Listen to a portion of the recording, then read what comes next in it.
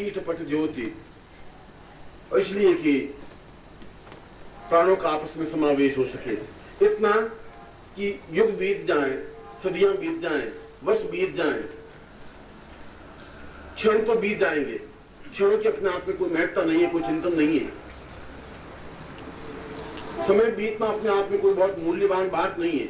मूल्यवान बात यह है कि वह क्षण आपकी आंखों में आंसू दे सके, वह क्षण आपके चेहरे पर एक हंसी दे सके, आपके होठों पर मुस्कुराहट दे सके। और होठों की मुस्कुराहट जीवन की अपने आप में अद्वितीय मुस्कुराहट है। जब राजा ने पूछा कि आप कैसे आ सकते हैं, तो उन्होंने कहा कि मैं तुम्हारे मुस्कुराहट की पगडंडी पर से होकर के आ सकता हूं और कोई रास्ता नहीं। और जब राजा कहती है कि तुम जाओगे फिर कैसे, उनका मैं तुम्हारी आंखों में आंसू देकर के जा सकता हूं और कोई रास्ता नहीं। आना और जाना दोनों में ही देने की ही क्रिया है। और इसीलिए कहा है कि वह हरित बांस की बांसुरी है तो हरे बांस की बांसुरी। वह केवल एक छोटी सी एक प्रतीक है, मगर पूरे जीवन को इंद्रधनुष बना देती है। हमारे जीवन में एक रंग नहीं हो, हमारे जीवन में सैकड़ों रंग हो, हजारों रंग हो, सातों रंग हो, तो रंग तो सात ही हैं। और सातों रंग इंद्रधनुष में पूरे आकाश में, पूरे ब्रह्मांड में छा जाता है। और हमारे जीवन के भी पूरे ब्रह्मांड के फलक में ये जीवन नहीं जो जीवन तुम जी रहे हो, ये जीवन 20, 25, 50, 60 साल का भी जीवन नहीं। जितना लंबा चौड़ा जीवन बने उस सारे जीवन में एक इंद्रधनुष बन सके। और इसीलिए वह एक बांसुरी कृष्ण ने कोई बजा करके कोई नवीन कोई चिंतन नहीं दे दिया था। वह एक माध्यम था, एक प्रतीक था। वो बता रहा था कि मैं अपने प्राणों को इस स्वरों के माध्यम से तुम्हारे अंदर समावित कर सकता हूं, तुम्हारे प्राणों को छीन सकता हूं। और छीन सकता हूं कि मैं तुम्हें बुला सकता हूं, निमंत्रण दे सकता हूं, तुम्हें आवाज दे सकता हूं, और मेरी आवाज को तुम अनसुना नहीं कर सकते। क्योंकि बांसुरी बजाना अपने आप में अत्यंत कठिन क्रिया है। क्योंकि वह हवा, वह चेतना नाभि के अंदर से होकर के ही उसके बांसुरी के अंदर जाती है, तभी वह एक स्वर देती है। और बांसुरी के भी 7 स्वर होते हैं, और हमारे संगीत के भी 7 स्वर हैं, और इंद्रधनुष के भी 7 स्वर हैं, और पूरे ब्रह्मांड के भी 7 लोक ही हैं। हमारे जीवन में अंदर जहां प्राण है, उन प्राणों में भी 7 द्वार हैं। और प्रत्येक द्वार में से भीतर जाते हुए जब हम अंदर मूलाधार तक जाते हैं, जब 7वें द्वार तक जाते हैं, तो वहां से जो कुछ चेतना निकलती है वह चेतना दूसरे के अंदर प्रवेश कर सकती है। यदि मैं उस नाभि स्थल से चेतना को निकालूं तो तुम्हारे नाभि स्थल तक पहुंचा सकूंगा। और इसीलिए बांसुरी केवल फूंक के माध्यम से नहीं बच सकती। उन्होंने कृष्ण एक चिंतन, एक तर्क, एक ध्यान, एक धारणा की शक्ति दी। उनके बांसुरी बजाने के पीछे भी एक तर्क था। यह तर्क था कि मैं तुम्हें बिल्कुल अपनी तरफ खींच सकता हूं, इतना खींच सकता हूं कि तुम रुक नहीं सकती। और रुक नहीं सकती और रुक नहीं सकता दोनों शब्द केवल गोपियां ही नहीं, ग्वाले भी उतने ही पागल थे। केवल राधा ही नहीं थी, कृष्ण भी उसके साथ साथ उतने ही पागल थे, उतने उन्मत्त थे, उतने गोप थे, उतने ग्वाले थे, उतनी यशोदा थी, उतनी वासुदेव थे। वह तो एक निमित्त है, एक चेतना है। वह ब्रह्म है तो फिर माया को आवाज देगा ही। कल भी मैं कहा था, हम ब्रह्माष्टमी, मैं ब्रह्म हूं तो माया को आवाज दूंगा ही, क्योंकि मेरी आवाज देने की क्रिया ही माया तक है। और मैं माया को ब्रह्म में कन्वर्ट कर सकूं, बदल सकूं, ये जीवन का मेरा चिंतन है। अगर माया को माया ही बना रहने दिया, और बना रहने देना पड़ता है, इसलिए बना रहने देना पड़ता है कि जीवन के 2 क्षण है। एक ब्रह्म है, ब्रह्म का मतलब है जहां शुद्ध सात्विक स्वरूप हो, वह स्वरूप कभी कभी ही आंखों को दिखाई देता है। कृष्ण को कृष्ण के रूप में दिखाई दिया नहीं, उसके साथ में तो सैकड़ों ग्वाले खेल रहे थे, सैकड़ों गाय चराने जाते थे। उन ग्वालों ने कभी कृष्ण को नहीं पहचाना, ग्वालों ने कभी समझा नहीं कि कृष्ण कोई एक अद्वितीय विभूति है, ये नहीं एहसास किया। इसलिए एहसास नहीं किया कि एहसास करने की क्रिया नहीं थी उनके पास, चेतना करने की आंख नहीं थी, आंख को देखने की दृष्टि नहीं थी। उन्होंने केवल अपने साथ में संगी साथी समझा, अलग अलग रूप में समझा।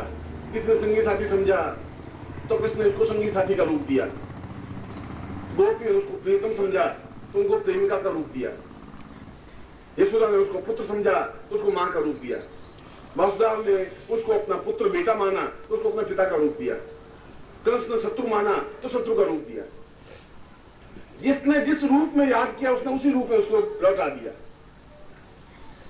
ये लौटा देने की क्रिया, आप जो कुछ दे रहे हैं मैं आपको वही लौटा दूंगा, मगर यह लौटा देने की क्रिया तो जीव और ब्रह्म की है और ब्रह्म और माया की है।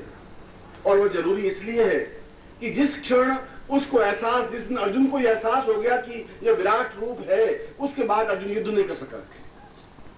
उसके बाद युद्ध समाप्ति हुआ, उसके बाद युद्ध क्रांति हुआ, उसके बाद युद्ध एकदम से स्तंभित रह गया, चकित रह गया। उसके बाद कृष्ण ने कहा कि मैं तुम्हारा मित्र हूं। उसने कहा कि अब नहीं, अब वो चेतना नहीं। उनको वापस माया में व्याप्त करना ही पड़ा। और जिस क्षण आप उस विराट रूप को, गुरु के विराट रूप को, चेतना को देख लेंगे, उस क्षण वह मुस्कुराहट अपने आप में तुम्हारे होठों से कम हो जाएगी। अपने आप में बातचीत का लहजा कम हो जाएगा, हंसी मजाक कम हो जाएगी, क्योंकि आप फिर मुझे उसी रूप में देखना चाहेंगे जिस रूप में एक जीव एक ब्रह्म को देखता है। और उस रूप में देखने के बाद में फिर जब लौकिक रूप में आऊंगा तब आपको वापस लौकिक रूप में आने में बहुत जोर लगेगा। और इसीलिए जो ही आप भावुक होते हैं, जो ही मैं कोई प्रवचन करता हूं और प्रवचन करते करते जो ही प्राणों की आवाज लगाता हूं और आपके प्राण थोड़े से जागृत होते हैं तो भूत तो के थोड़े से दर्शन होते हैं और मैं एकदम से चौंकता हूं कि ये बहुत गड़बड़ हो जाएगी, गड़बड़ी हो जाएगी, घर छोड़ देंगे, ये बिल्कुल दौड़ करके फिर मेरे पास ही रह जाएंगे। फिर ये सारा लौकिक जीवन अस्त व्यस्त सा हो जाएगा और मैं फिर मुस्कुरा करके बात कहता हूँ कैसा कुछ नहीं, और मैं तुम्हें हंसी मजाक में लौट कर मिलता हूँ और आप फिर सोचते कि वही धोती कुर्ते पहने वही करूँ, बस वापिस कोई माया का आवरण वापिस ऊपर ओढ़ा करना पड़ता है। ब्रह्म के लिए करना एक अनिवार्य स्थिति बन गई। कृष्ण को ऐसा करना पड़ा, गोपियों के साथ भी, ग्वालों के साथ भी। और यशोदा ने जब माटी खाते हुए उसके ब्रह्मांड रूप को देखा, उसने कहा कि तेरे आंखों को धोखा हुआ, ऐसा कुछ है नहीं, तो मुझे थोड़ा मक्खन खिला दे, भूख लगी है मुझे। तो सोचती और वापिस याद रखा शरीर मेरा बेटा है और उसको गोद में लेकर मक्खन खिलाने लगी। ये बेजान चीजों की लिखी नुमाइश, ये गुलचे, ये कलियां, ये तारे हटा दो। जहां से गुजरना है मेरे गुरु को, वहां मेरे सीने की धड़कन बिछा दो। हृदय के धड़कनों की लय तरन्नुम। हमने उत्तम टेक्निक से आपके लिए कई वीडियो कैसेट बनाई हैं, जिसको देखते ही लगता है कि गुरुदेव आ गए। नब्ज रुक सी जाती है, दिल जोरों से धड़कने लगता है और शरीर का पोर पोर थिरकने लगता है।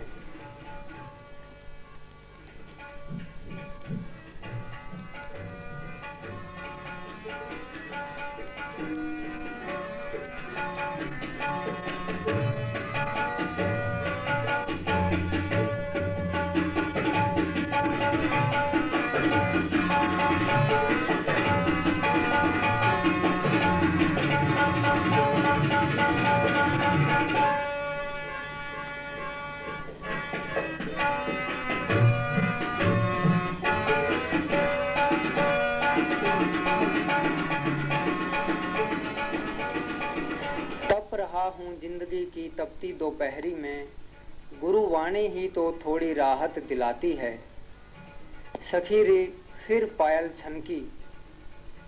जीवन के पोर पोर को जागृत करने के लिए जरूरी है कि हर क्षण गुरु के प्राणों का संगीत कवच की तरह तुम्हारे चारों ओर झंकृत होता रहे। हर क्षण तुम्हारे कानों में गुरु शब्द का अमृत टपकता रहे और जीवन का प्रत्येक पल पायल की तरह झनकता रहे। गुरुदेव ने कई दुर्लभ कैसेट तैयार करवाई हैं, खास तौर से आपके लिए।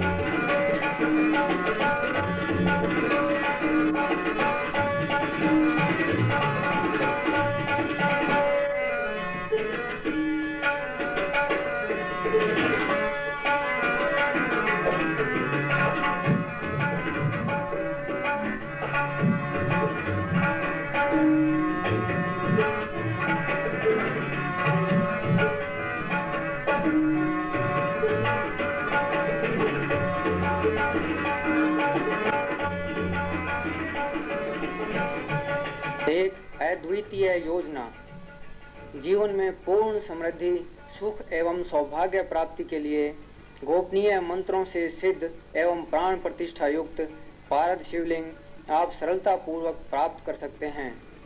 आप मात्र 600 रुपये का मनी ऑर्डर भेज दें। धनराशि प्राप्त होते ही आपको मात्र 900 रुपये की VPP से अद्वितीय पारे से निर्मित शिवलिंग भेज देंगे, जो कि आपके लिए पूर्ण सौभाग्यदायक एवं कई कई पीढ़ियों तक के लिए उपयोगी रहेगा। और ये 1500 रुपये आपके आजीवन सदस्यता शुल्क के रूप में जमा हो जाएंगे और इस प्रकार आपको जीवन भर पत्रिका नियमित रूप से मुफ्त प्राप्त होती रहेगी। और ये 1500 रुपये आपकी धरोहर राशि है। जब भी आप चाहें नियमानुसार सूचना देकर यह धनराशि पुनः प्राप्त कर सकते हैं। और फिर ऐसा विश्व प्रसिद्ध शिवलिंग आपको सर्वथा मुफ्त में प्राप्त हो जाएगा। इससे ज्यादा और क्या सौभाग्य हो सकता है। एक अद्वितीय सहयोग आपके लिए संपर्क मंत्र तंत्र यंत्र विज्ञान, डॉक्टर श्रीमाली मार्ग, high court colony, Jodhpur 342001, Rajasthan.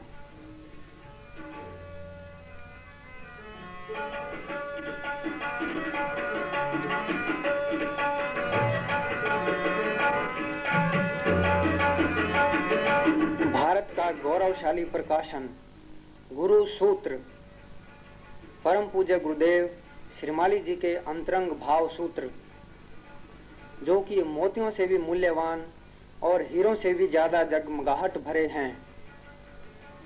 पूज्य गुरुदेव के जीवन का निचोड़, जीवन की कठोर साधनाओं के क्षण, भावनाओं का सहज प्रवाह और शिष्यों के लिए तो गीता से भी ज्यादा पवित्र ग्रंथ,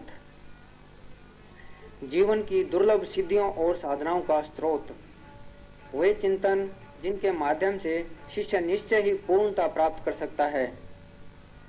महाशक्तियों को